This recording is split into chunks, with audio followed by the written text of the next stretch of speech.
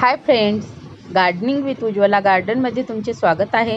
तर मी आज तुम्हाला जी बाजारातून लिची विकत आणतो आपण, तर त्याचे ज्या बी असतात त्यापासून रोप कसे तयार करायचे तर तेच मी या व्हिडिओमध्ये दाखवणार आहे। तर प्लीज हा व्हिडिओ तुम्ही शेवटपर्यंत बघा। हे बघू शकता, ही जी लिचीची बी आहे तर ते मी सुद्धा खाण्यासाठी बाजारातून लिची विकत आणल्या होत्या। मी कुठलेही फ्रूट आणले तर त्यापासून प्लांट म्हणजे त्या मी लावून देते कुंडीमध्ये, हो माझ्या बागेत लावून देते, म्हणजे त्यापासून प्लांट येतात का नाही ते बघते। तर इथे बघू शकता, ह्या ज्या लिचीच्या बी आहेत ह्या सुद्धा मी काही दिवसाआधी अशा माझे जे कुंडी आहे त्यामध्ये मी लावून दिल्या होत्या।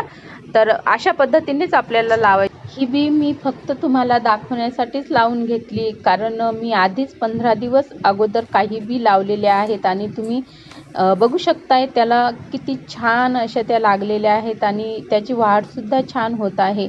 मी पहिली वेळेसच ह्या बी लावल्या आहेत आणि माझी सवय आहे बाजारातून कुठलीही जे फ्रूट असतात ते फ्रूट आणले तर मी त्याच्या बी माझ्या बागेत लावते। यातून नवीन काही मला सुद्धा शिकायला भेटतं। काही बी निघतात, काही निघत नाहीत, परंतु मला वाटले सुद्धा नव्हते की ह्या लिचीच्या बी एवढ्या छान अशा सर्व जेवढ्या मी लावल्या तेवढ्या निघतील आणि त्याचे असे छान छोटे छोटे प्लांट तयार होतील।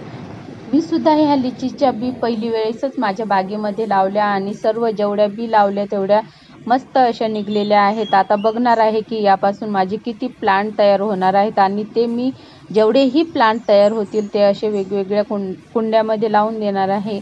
कारण आपल्या महाराष्ट्रामध्ये लिची जास्त दिसत नाही आणि तिला वातावरणसुद्धा आपल्या इकडलं सूट होतं का नाही आणि त्याला फळंसुद्धा लागतात का नाही हे सुद्धा मला एवढं माहिती नाही। आणि मी ह्या लावायच्या म्हणून लावल्या आणि त्याचा रिझल्ट तुम्ही बघू शकता। खूप छान असे हे प्लांट तयार होणार आहेत। हे निघल्या त्याच्यातच मला खूप आनंद वाटत आहे की मी जेवढ्या बी लावल्या तेवढ्या छान प्रकारे निघलेल्या आहेत आणि त्याचे आता मी प्लांटसुद्धा तयार करणार आहे आणि इथून पुढे बघणार आहे की त्याची कशी वाढ होईल ते सुद्धा मी तुम्हाला माझ्या व्हिडिओमार्फत दाखवणारच आहे।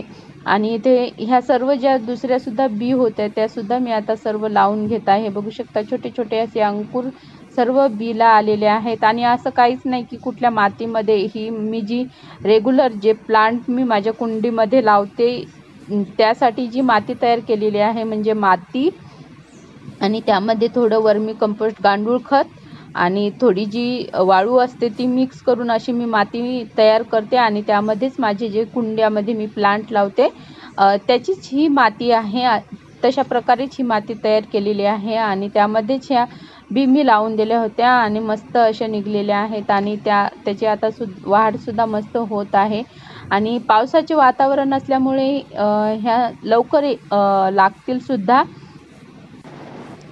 ह्या सर्व बी लावल्याच्या नंतर तुम्ही बघू शकता साईडनं मी अशी त्याचं जे टोक आहे ते असं त्यावर माती न टाकता साईडनं अशी माती त्या बीच्या साईडनं माती टाकून दिलेली आहे आणि त्यावर मी आता पाणी टाकून, असं पाणी जास्त पाईपाने वगैरे न टाकता असं हातानेच आपल्याला त्यावर टाकून द्यायचं आहे, म्हणजे ते बी अशा जमिनीमध्ये ज्या लावलेल्या बी आहेत त्या अशा हलणार नाहीत आणि जे रोपसुद्धा तयार होत आहे त्याला इजा पोचणार नाही। अशा पद्धतीनेच आपल्याला हळूवार असं, हे बघू शकता मी असं हातानेच पाणी टाकत आहे, म्हणजे ते जे छोटे छोटे अंकुर येत आहेत, रोप आहेत, त्याला काही इजा होणार नाही। अशा पद्धतीने मी हे लिचीच्या बी लावलेल्या आहेत। तुम्ही सुद्धा लावू शकता। Thank you, bye.